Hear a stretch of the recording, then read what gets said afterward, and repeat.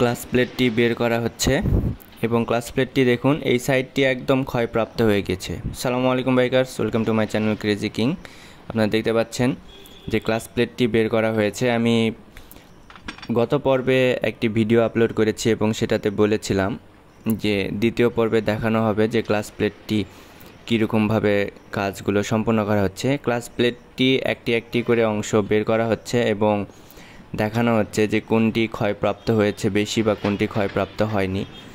অনেক সময় দেখা যাচ্ছে মেইনটেনেন্সের কারণে বা কোনো ত্রুটির কারণেও রেস বেড়ে যায় বা কমে যায় বা বাইকের গতি ওঠে না।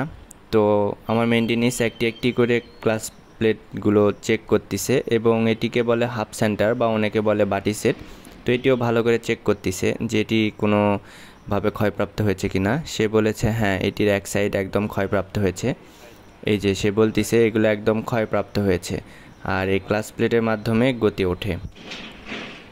তো এখন সে এখানে একটি স্টিকারের জাতীয় থাকে যেটার সাথে দুইটি সংযুক্ত করা হয় বা মোবিল লিক করে না, সেইটি সে যত্ন সহকারে তুলতেছে। দেখুন এইটি একদম ক্ষয়প্রাপ্ত হয়েছে, একদম ক্ষয়প্রাপ্ত হয়ে গেছে। এটি সম্ভবত ফার্স্ট গিয়ারে ছিল, যেহেতু ফার্স্ট গিয়ারে আমার শক্তি উৎপন্ন বেশি হতো, সেই ক্ষেত্রে এটি ফার্স্ট গিয়ার, যেটা ক্ষয়প্রাপ্ত হয়নি। এবং কিছু কিছু অংশ ভেঙে গিয়েছে দেখুন, এবং কিছু কিছু অংশ ভালো রয়েছে, এগুলো ভালো রয়েছে এবং এটিও কিন্তু ভালো রয়েছে। আবার কিছু কিছু অংশ ভেঙে গিয়েছে, যে এগুলো ভেঙে গিয়েছে। তো এগুলোর মাধ্যমে শক্তি উৎপন্ন হয়। ক্লাস প্লেট যেটি ক্লাস প্লেট এবং যেটা চেন সেট বা চেন পকেটের মাধ্যমে ক্লাস প্লেটে শক্তি সঞ্চারণ করা হয়। এবং এটি হাফ সেন্টার, সে পুরাতনটি ভালো করে দেখতেছে যে হাফ সেন্টারের মাধ্যমে যদি নতুনভাবে সংযুক্ত করা যায়। হাফ সেন্টারটি অবশেষে বাদ দেওয়া হলো এবং নতুন হাফ সেন্টারটি লাগানো হচ্ছে। সে বলতেছে যে এই হাফ সেন্টার একবারে চলবে না। তো যেহেতু হাফ সেন্টার এবং ক্লাস প্লেট সংযুক্ত, সেই ক্ষেত্রে কোনো তোয়াক্কা না করে নতুন ক্লাস প্লেট এবং হাফ সেন্টারটি চেঞ্জ করা হচ্ছে। দেখতে পাচ্ছেন নতুন হাফ সেন্টার এবং ক্লাস প্লেট লাগানো হচ্ছে একটি একটি করে।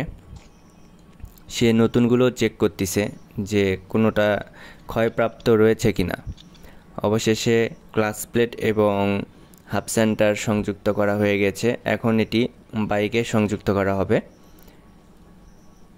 এখানে কিন্তু প্রত্যেকটি একটি একটি করে ঘাটে ঘাটে মিলিয়ে বাইকে সংযুক্ত করা হয়। অন্যথায় এটি সেট না করলে বা সম্পূর্ণভাবে সঠিক নিয়মে সেট না করতে পারলে বাইকের স্পিড ভালোভাবে উঠবে না এবং অল্পতেই আপনার আবারও ক্লাস প্লেটটি চলে যেতে পারে।